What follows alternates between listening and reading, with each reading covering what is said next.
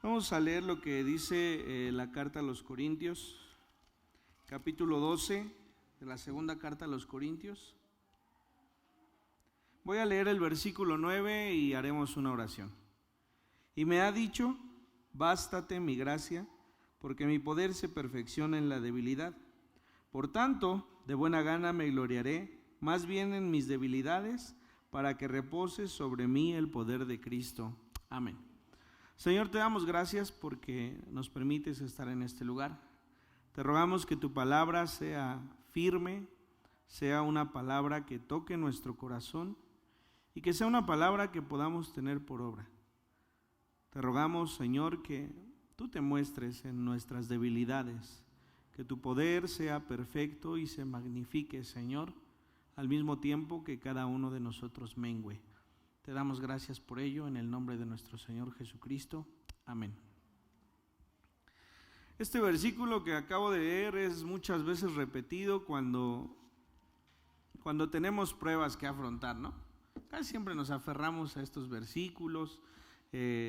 Clama a mí y yo te responderé, como decía el hermano Rafa. Hay muchos versículos que nosotros tenemos como por escudo, por bandera, cuando hay fragilidad en nosotros. Pero ciertamente, les decía la semana anterior, debemos considerar lo que está escrito en toda la carta para poder comprender lo que hay en ciertos versículos, ¿no? Y entonces Pablo utiliza este versículo, este escrito, porque en verdad ha padecido y ha sufrido por mucho tiempo el ataque, pues no solo de los judíos, de los gentiles y de toda la gente con la que se ha topado, ¿no? Es un hombre que ha sido abofeteado, que ha sido escupido, que ha sido maltratado, que insistentemente han buscado su muerte incluso, y que ha permanecido. Así que este capítulo 12 en la segunda carta de los Corintios, vamos a leer y nos vamos a encontrar con que el apóstol va a narrar lo más glorioso que ha podido vivir, pero también lo más difícil. Inicia este capítulo insistiendo en que no es bueno gloriarse a sí mismo por las cosas que han sucedido. Dice: ciertamente no me conviene gloriarme, pero vendré a las visiones y a las revelaciones del Señor. Les decíamos en un principio de esta segunda carta que, a diferencia de la primera, que es más doctrinal, en esta el apóstol trata de defender el ministerio que Dios le ha dado, pero insistentemente, les digo, lo hacía con un propósito, y es que los corintios siguiesen escuchándole. Se había hablado mucho del apóstol en su ausencia, tanto que muchos querían dejar de escucharle.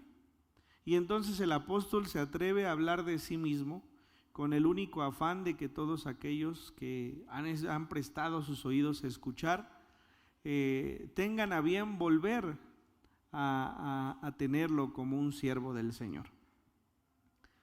Y entonces inicia, y en esta manera les hará saber lo que ha vivido espiritualmente. Dice: pero vendré a las visiones y a las revelaciones del Señor. Cuando nosotros leíamos Gálatas en los primeros capítulos, el apóstol decía: a mí el evangelio no me lo dio cualquiera de estos apóstoles, ¿no? Me lo dio el mismo Señor Jesús. Híjole, cómo quisiéramos que el Señor nos hablara, ¿no? Que nos hablara de una manera que podamos tener el pensamiento de que es Él, claramente, ¿no? Como cuando escuchamos a nuestros padres o a un hermano y ora cercano a nosotros, quisiéramos que Dios nos hablase de esta forma. Ese es un privilegio que no muchos tenemos, pero también sabemos que Él nos habla por medio de su palabra, por medio de la predicación, pero que sea de una manera audible y que podamos decir: yo el evangelio lo aprendí directamente del Señor. Eso es algo que no cualquiera, ¿no? Es como cuando el Señor hablaba de Juan el Bautista, ¿no? Y decía que de cualquiera nacido de hombre, ese era el más importante, dice. ¿Qué quisiéramos que el Señor dijese de nosotros? Pero bueno, dice, vendré a las visiones y a las revelaciones del Señor. Así que les ha de contar algo que vivió el apóstol 14 años atrás. El momento más glorioso de toda su vida. Ni siquiera fue encontrarse con el Señor Jesucristo en el camino a Damasco. Dice de esta visión, conozco a un hombre en Cristo que hace 14 años, si en el cuerpo no lo sé, si fuera del cuerpo no lo sé, Dios lo sabe, fue arrebatado hasta el tercer cielo. Y conozco al tal hombre, si en el cuerpo o fuera del cuerpo no lo sé, Dios lo sabe, que fue arrebatado al paraíso, donde oyó palabras inefables que no le es dado al hombre expresar. Ese tal hombre era el mismo Pablo. Y dice, conozco un hombre que fue arrebatado hasta el tercer cielo. No quiere decir que sean dos visiones diferentes. Habla de en un momento lo nombra el tercer cielo, en otro momento lo nombra como el paraíso, ¿no? Nosotros debemos saber que la Biblia habla de estos tres cielos. No dice, y el primer cielo es este, y el segundo cielo es este, y el tercer cielo es este. Pero nos hace ver que hay una diferencia. Nosotros mismos la sabemos.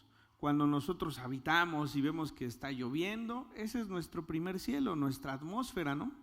Vemos las nubes y va a llover. O mira qué solazo hay, ¿no? Ese es nuestro primer cielo. La Biblia lo nombra cuando, por ejemplo, en el Génesis dice que la primera vez que llovió, ¿no? Y lo nombra. Este es el primer cielo. El segundo cielo es más allá de nuestra atmósfera. El día de ayer muchos se maravillaban por el eclipse solar, ¿no? Bueno, eso no está en nuestra atmósfera. Está más allá de lo que podemos ver con nuestros propios ojos, ¿no? Las estrellas, los planetas, el universo, la Vía Láctea, todo eso que no podemos percibir es un segundo cielo. Ahí en la hojita les dejé unas citas para que después con calma lo puedan ver. Pero el tercer cielo, donde habita Dios, y no quiere decir que solamente Dios esté allí, Dios está en todas partes, Él es omnipresente y puede estar en cualquier lugar, ¿no? Pero habla de un cielo, de un lugar en donde incluso se encuentra el árbol de la vida, ese que fue quitado del huerto del Edén para que no comiese Adán y Eva de él y viviera para siempre. Dice que fue quitado de allí. En el Apocalipsis, en los primeros capítulos lo menciona. Y ese es el lugar donde el Señor está, donde Dios está. Así que vean lo que el apóstol está diciendo. Conozco un hombre, ni siquiera sabe si fue algo presencial, si Dios lo llevó con todo su cuerpo a ese lugar o solamente fue su espíritu. Dice, conozco un hombre que fue arrebatado, dice, hasta el tercer cielo. Y dice después, conozco un hombre que fue arrebatado al paraíso, donde oyó palabras inefables. Las palabras inefables son palabras que no podemos nosotros hablar. Ese es el dicho, ¿no? Hay cosas tan precisas que Dios nos ha de revelar el día que arrebate a su iglesia y estemos frente a su presencia, que ni siquiera podremos decirlas. Así que el apóstol dice que él fue a ese tercer cielo donde Dios habita. Vean lo que está diciendo. Eso es algo que, insisto, difícilmente podemos vivir. Pero también creo yo que tiene que ver con todo lo que el apóstol tenía que vivir. Porque 14 años antes es más o menos 2 o 3 años antes del inicio de su primer viaje misionero. Entonces, ¿qué motivación puede llevar a un hombre a soportar tantas cosas? El haber estado en el paraíso, sea como dice él, su espíritu o en el cuerpo, pero estuvo en el lugar donde Dios habita. Insisto, no porque Él no habite entre nosotros, sino porque es el lugar en donde Él está, donde estaremos cuando veamos un cielo nuevo y una tierra nueva, ¿no? Eso es lo que el apóstol vio, la mismísima gloria de la eternidad. Así que eso es lo que el apóstol está diciendo, que fue arrebatado al paraíso donde oyó palabras inefables que no le es dado al hombre expresar, cosas que no tiene ni siquiera la potestad de pronunciar. De tal hombre, dice el versículo 5, me gloriaré, pero de mí mismo en nada me gloriaré, sino en mis debilidades. A ver, el apóstol sabe perfectamente cuál es su condición humana. Dice, me puedo gloriar de aquel hombre que fue llevado ante la presencia de Dios. Para que alguien pueda estar en la presencia de Dios, habla de una santificación. Posiblemente lo más seguro es que haya sido su espíritu. Nuestro espíritu es santo. Nuestro espíritu tiene la cualidad o capacidad de poder estar frente a Dios, porque cuando creemos en el Señor Jesucristo somos santos. Nuestra carnalidad es otra cosa. Entonces el apóstol dice, yo puedo gloriarme de la santidad para poder estar frente a Dios, pero esa santidad proviene del Señor Jesucristo, ¿no? De ese me puedo gloriar, dice. Pero de mí, lo único que puedo hacer es gloriarme de mis debilidades. Decía el hermano Rafa, es que yo no merezco estar aquí. Y bien decía David, nadie merecemos estar aquí. No lo merecemos. Y de verdad sé que el hermano se sorprendería de lo que cada uno de nosotros mantiene oculto. Mantiene oculto con los demás, porque delante de Dios no. Pero no hay una mejor comprensión de la salvación de Dios que cuando nos sabemos inmerecedores de la misericordia del Señor. Por eso dice el Señor, ¿no? Están más cercanos todos aquellos pecadores de la salvación que todos aquellos judíos, porque ellos creían merecerlo, pero los pecadores sabemos que no lo merecemos. Entonces el apóstol dice, de eso sí me glorío. Es de lo único que me puedo gloriar, de mis debilidades, de mis pecados. Eso es lo que soy. Dice en la carta a Timoteo que él es el pecador, dice, de los pecadores yo soy el primero. Y así deberíamos considerarnos cada uno de nosotros, como los que hemos pecado y que no merecemos la misericordia del Señor.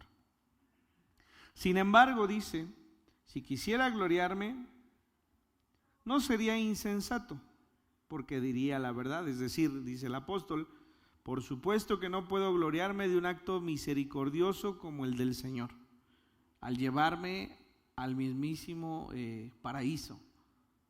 Pero, si puedo gloriarme, tampoco diría mentiras porque sucedió. No sería insensato, porque diría la verdad. Pero lo dejo para que nadie piense de mí más de lo que en mí ve u oye de mí. Es decir, pero no quiero gloriarme porque no quiero que ustedes digan, ay, el apóstol fue delante de Dios. No, ese sí es enviado. No, dice, lo dejo ahí porque quiero que ustedes solamente sepan de mí lo que oyen y lo que ven. ¿Y qué es lo que oímos y vemos de cada uno de nosotros? Que somos carnales, que somos humanos, que somos pecadores y que somos indignos de estar delante de la presencia de Dios. Así que el apóstol dice, yo podría quedarme con esto y no diría mentiras. Eso sucedió. Pero yo lo que quiero que ustedes vean y escuchen de mí es lo que hay, ¿no? Que si pueden decir este hermano o este predicador de verdad es un siervo de Dios, sea por lo que ven en mi comportamiento. No por lo que yo les cuente, sino por lo que hago cuando estoy entre ustedes. Eso es. Decía también el hermano Rafa, hubiera predicado, hermano, de veras hubiera. Decía el hermano Rafa, no quiero llevar una Biblia porque me sentía hipócrita, ¿no? Y todos lo hemos vivido. O no nos han dicho, ¿eres cristiano? Bueno. ¿Eres santo? Bueno, yo creo en Dios. No, sí somos santos. Sí somos santos porque es la sangre del Señor Jesucristo lo que nos hace serlo. Pero creo que más de uno habríamos pensado o hemos pensado alguna vez como el hermano lo manifestaba. A mí sí me lo dijo alguno de mis vecinos, ¿no? Oye, te la pasabas tomando aquí con nosotros, te metías de madrugada y a las 7 de la mañana ya estabas barriendo ahí para el templo. Es vergonzoso, pero así era. Entonces, es la misericordia de Dios. Y entonces dice el apóstol, yo podría contarles, como dice en el primer versículo, las revelaciones y las visiones del Señor, pero lo dejo allí. Dice, porque nadie piense de mí más de lo que en mí ve y oye de mí. Quiere que su testimonio, ese testimonio, el estar entre ellos, sea el que tenga un valor, para que hablen de él como un ministro.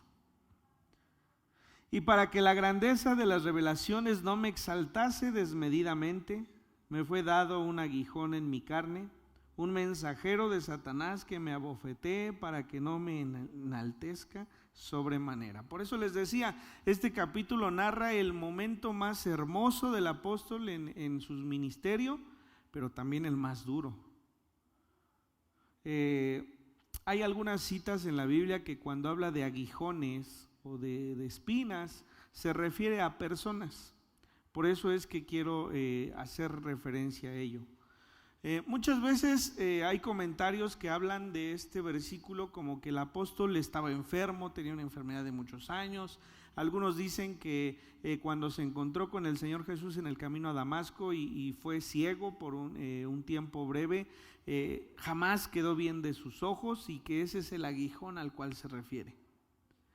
Pero yo me acuerdo de mi papá alguna vez que no pudo hablar durante una semana, estuvo afónico, no vino al templo y al siguiente domingo que vino, al expresar su testimonio acerca de esta enfermedad, decía él, yo le pido al Señor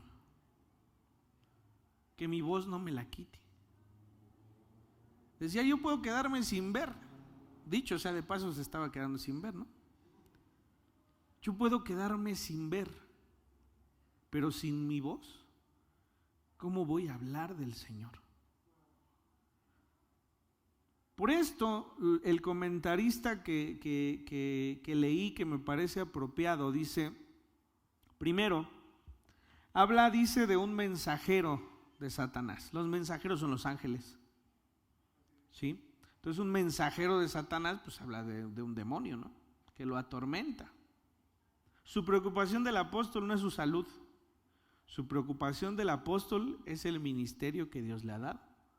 Por eso el comentarista concluía que este pasaje el apóstol se refiere a una insistencia demoníaca que le turba al apóstol para poder tener su ministerio. Incluso lo menciona como posibilidad, no lo asegura, como posibilidad de que esto estuviese presente en esa iglesia en Corinto y que fuese el que encabezaba todas esas palabras en contra del ministerio del apóstol. Entonces, si fuese enfermedad o si fuese esta actividad demoníaca, de todas maneras era algo que le impidiera al apóstol el predicar el evangelio del Señor. Entonces dice, para que la grandeza de las revelaciones no me exaltase desmedidamente, me fue dado un aguijón en mi carne. Hay un motivo. A veces decimos, bueno, pero ¿por qué Dios permite esto? ¿Por qué Dios permitió, si hemos leído Job, por qué Dios permitió que Satanás tocase la vida de Job de esta forma? Aquí dice, ¿para qué, no? Hay un motivo. Pablo había subido al tercer cielo, al paraíso, donde se encuentra el árbol de la vida, en donde se manifiesta en la Escritura que está Dios. Y les decía, esto es algo que difícilmente alguien más podría decir. Y es tal la revelación que Dios le ha permitido tener, que necesariamente uno dice, ay, pues ¿quién seré yo para que Dios me haya permitido estar, ¿no? Pues dice el apóstol, ¿para qué? No me exaltase desmedidamente, para que yo sepa que no es de mí, para que yo sepa que no es por mis logros o por mi fe o por mi comportamiento. Para eso Dios me ha dado un aguijón en mi carne, un mensajero de Satanás que me abofetee para que no me enaltezca sobremanera. ¿Quiere decir que Dios usa a los demonios o que provienen de Dios? No. Cuando hablamos de lo de Job, hablamos de una permisión de parte de Dios. Pedro, Satanás me ha pedido para bofetearte, para zarandearte como a trigo, ¿sí? Y se le ha permitido, ¿no? Pero confía, porque yo he de interceder. Pablo, hay un mensajero de Satanás que quiere atormentarte y quiere lastimarte y quiere abofetearte, pero confía, porque yo estoy contigo. Así que, hermanos, debemos todavía ver que en nuestras vidas hay cosas que suceden pero que tienen un propósito. Primero, son bajo la permisión de Dios. ¿Porque nos quiere hacer daño? No, hay un motivo. Nuestro motivo es que nuestra fe crezca y que permanezcamos en el Señor. La única manera en que nuestra fe puede crecer y prevalecer es en medio de la prueba. No hay otra, ¿no?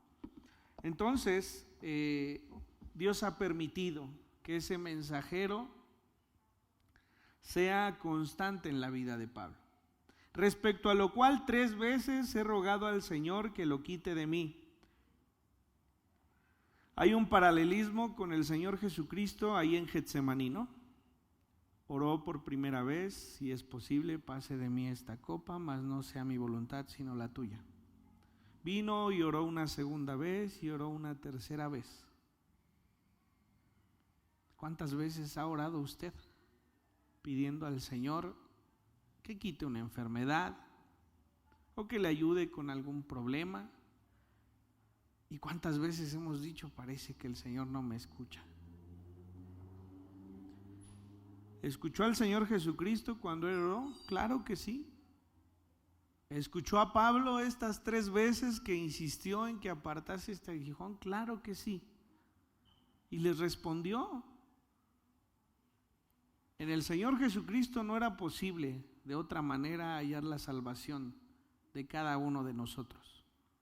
Por tanto, por más que clamara, no podía ser posible que la consecuencia de nuestro pecado no viviese en el Señor Jesucristo.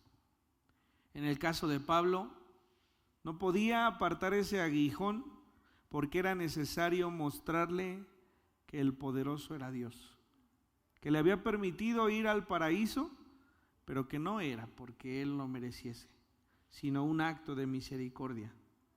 Respecto a lo cual 3 veces he rogado al Señor que lo quite de mí y me ha dicho, bástate mi gracia porque mi poder se perfecciona en la debilidad.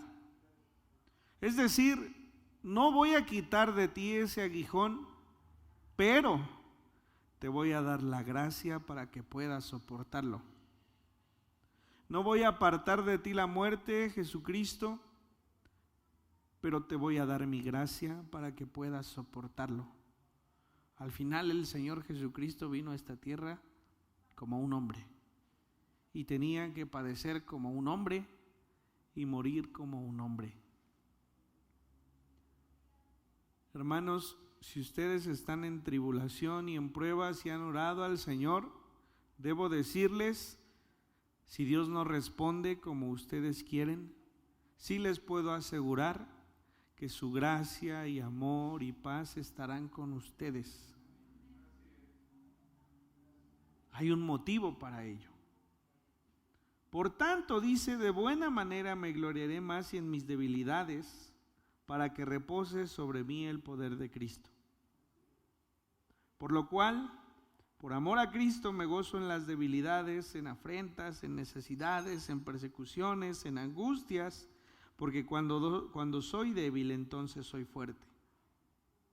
Me he hecho un necio al gloriarme, vosotros me obligasteis a ello, pues yo debía ser alabado por vosotros, porque nada he sido menos que aquellos grandes apóstoles, aunque nada soy. Haga memoria de lo que usted es y dígame cuántas veces se ha abandonado en las manos del Señor. Yo le aseguro que ha sido cuando ha sufrido, cuando ha estado enfermo, cuando no hay una respuesta en sus manos. Nosotros queremos tener todo en las manos, ¿no? Las soluciones aquí. Pero ¿qué pasa cuando el doctor dice, ¿sabe qué? Ya no hay remedio. No podemos hacer nada por usted.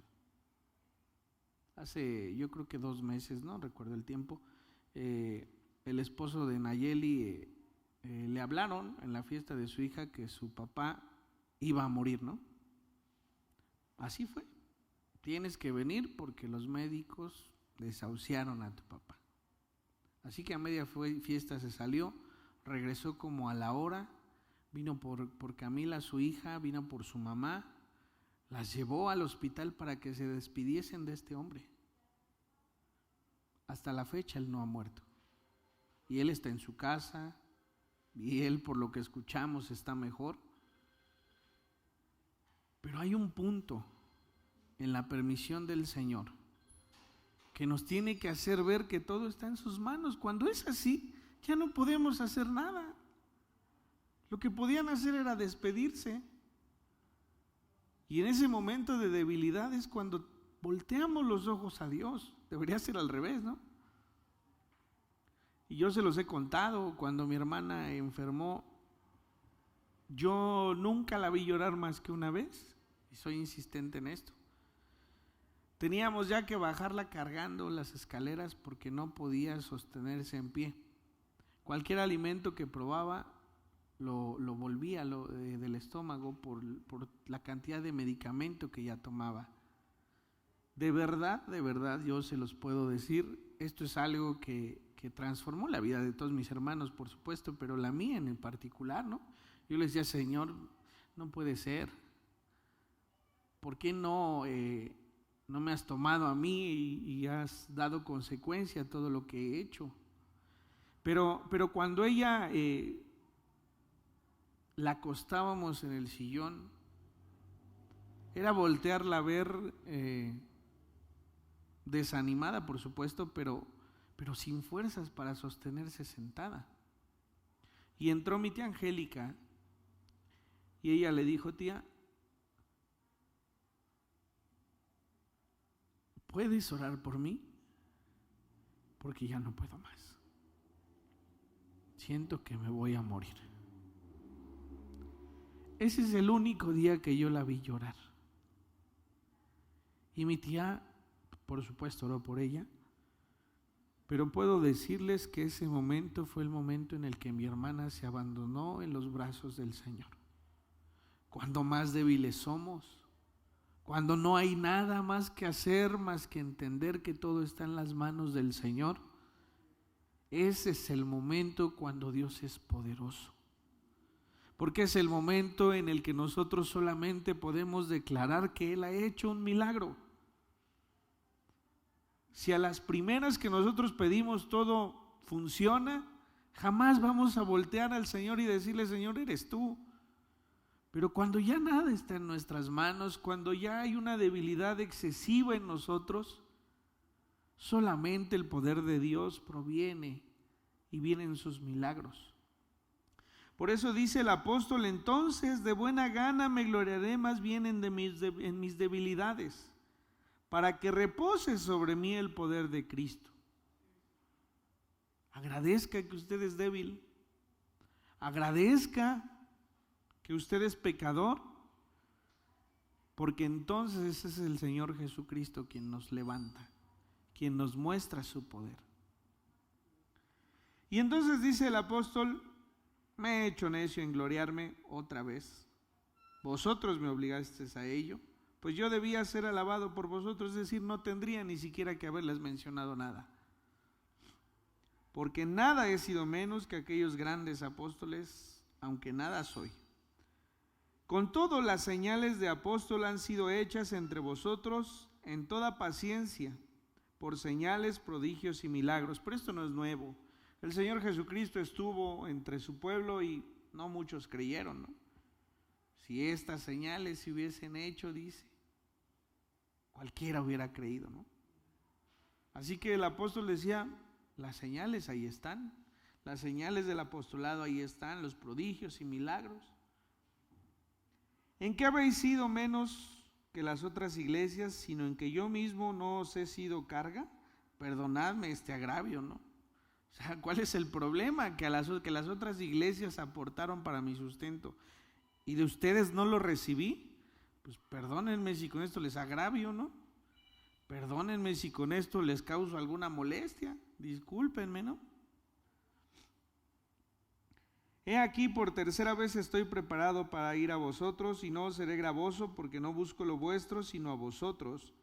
Pues no deben atesorar los hijos por los padres, sino los padres por los hijos. Hay un motivo, y el apóstol expresa aquí, del por qué ha decidido no recibir nada de ellos. El apóstol sabe que hay una inmadurez tal en ellos, que no han llegado a ser los mayores de edad, ¿no? Dice, lo correcto es que los padres vean por los hijos. Hay un momento en el que ustedes como padres tienen que buscar que sus hijos reciban de ustedes. Y eso hasta que no son mayores de edad, o hasta que ellos no deciden como mayores de edad, ¿no? Que luego los tenemos ahí de 25, 30, 40 años y siguen siendo nuestros pequeños. No. ¿Quieres decidir como adulto? Está bien, pero también ten las consecuencias de adulto, ¿no? También debes saber que el jabón con el que te bañas, la pasta con la que te lavas la boca, la ropa que te estás vistiendo, todo lo que tú necesitas para sobrevivir, ¿no? ¿Con cuánto sobrevivimos a la semana? ¿Con 100 pesos? No alcanza ni para un día, ¿eh? No alcanza ni para el shampoo, ni para el desodorante, ni para el talco, ni para nada. Queremos ser adultos en nuestras casas, está bien, pero también demostremos que nosotros somos capaces de ser esos adultos. Esa es nuestra obligación. Pero dice el apóstol aquí, lo correcto dice, no deben atesorar los hijos para los padres, sino los padres para los hijos. Es decir, todavía los ve como esos niños que todavía necesitan ser guiados. Todavía los ve como esos hombres inmaduros que necesitan tener en la mente una enseñanza para entonces después sí aportar a la iglesia del Señor.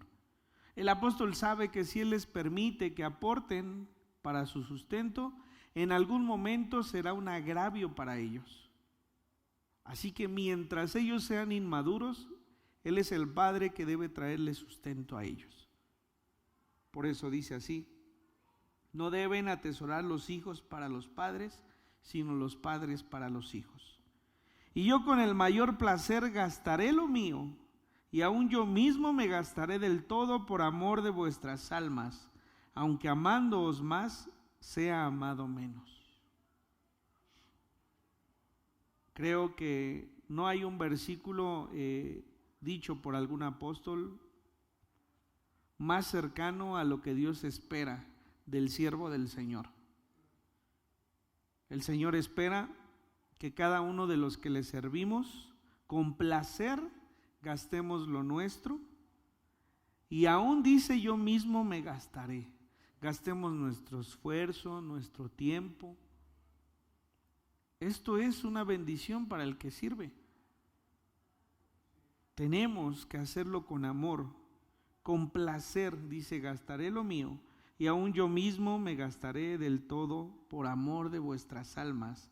Aún amándonos más, sea amado menos.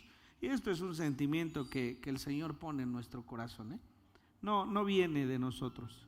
El Señor mismo pone en nosotros el poder ser de esta forma. Pero admitiendo esto, que yo no he sido carga, sino que como soy astuto, os prendí por engaño.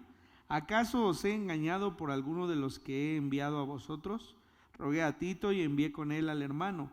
¿Os engañó acaso Tito? ¿No hemos procedido con el mismo espíritu y en las mismas pisadas? Es decir, Decían que el apóstol no les pedía, ¿no? Pero si leímos en algunos capítulos anteriores, estos recogían algunas ofrendas para llevar a Jerusalén, ¿no? Y dice que envió a Tito para que juntase estas ofrendas junto con el hermano y entonces lo pudieran traer al que necesitaba. Y entonces dice el apóstol, algunos dirán, yo no les he pedido, bueno, pero envió a su mensajero, ¿no? Para que se llevara las ofrendas. No, dice, Tito y yo hemos actuado bajo el mismo espíritu. Es decir, bajo el mismo sentir, bajo el mismo proceder. Todo esto que pudiesen haber dado es algo que se ha apartado para todos aquellos que necesitan. ¿Pensáis aún, dice, que nos disculpamos por vosotros? Delante de Dios en Cristo hablamos, y todo muy amados para vuestra edificación.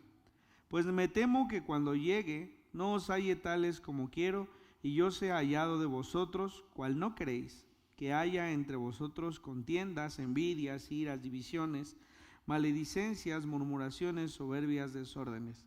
Que cuando vuelva me humille Dios entre vosotros, y quizá tenga que llorar por muchos de los que antes han pecado y no se han arrepentido de la inmundicia y fornicación y lascivia que han cometido. Es decir, el apóstol ha preparado para poder ir con ellos una vez más, y él anhela que cuando llegue a esta iglesia haya comprendido lo que les ha escrito.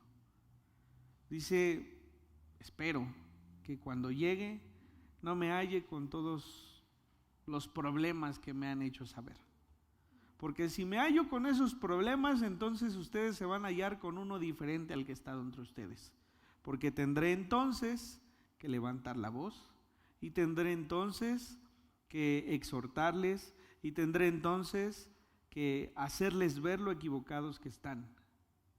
Entonces por eso dice, espero que cuando yo vaya esto no suceda. Me temo que cuando llegue no os halle tales como quiero. Es decir, no quiero encontrarlos con todo lo que me han escrito, que hoy es causa de lo que les respondo. Que cuando vuelva me humille Dios entre vosotros y quizá tenga que llorar por muchos de los que antes han pecado. Cuando un padre ora por sus hijos, cuando un padre tiene que exhortar a sus hijos, en ocasiones tendrá que llorar y tendrá que sufrir, pero su obligación es mostrarles el camino que deben seguir. Como padres, no es nuestra obligación ser los amigos de nuestros hijos, Quitémonos eso de la mente. No somos amigos de ellos, somos sus padres. Si ellos pecan, tenemos que insistir en exhortarles que deben modificar su comportamiento. ¿Lloraremos con ellos? Seguramente, porque duele, ¿no? Pero si en algún momento usted tiene la necesidad de exhortarle e incluso apartarlo de su casa, porque es mayor de edad y entonces ya no soy un niño chiquito, ¿no? ¿Cuántos años crees que tengo y todavía me estás? La edad que tengas. Tú estás en mi casa porque sigues siendo mi hijo, ¿no? Compórtate como debes comportarte.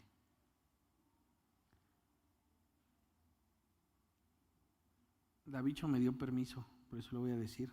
Me dijo, un día si tú tienes que usarme para explicar algo, adelante, hermano. Bueno, pues hoy llegó el día, ¿no? Pregúntele algún día, ¿por qué salió de la casa después de que se casó? ¿Tienes hermanos pequeños más chicos que tú?, le dijo un papá. Tienes que ser ejemplo para ellos.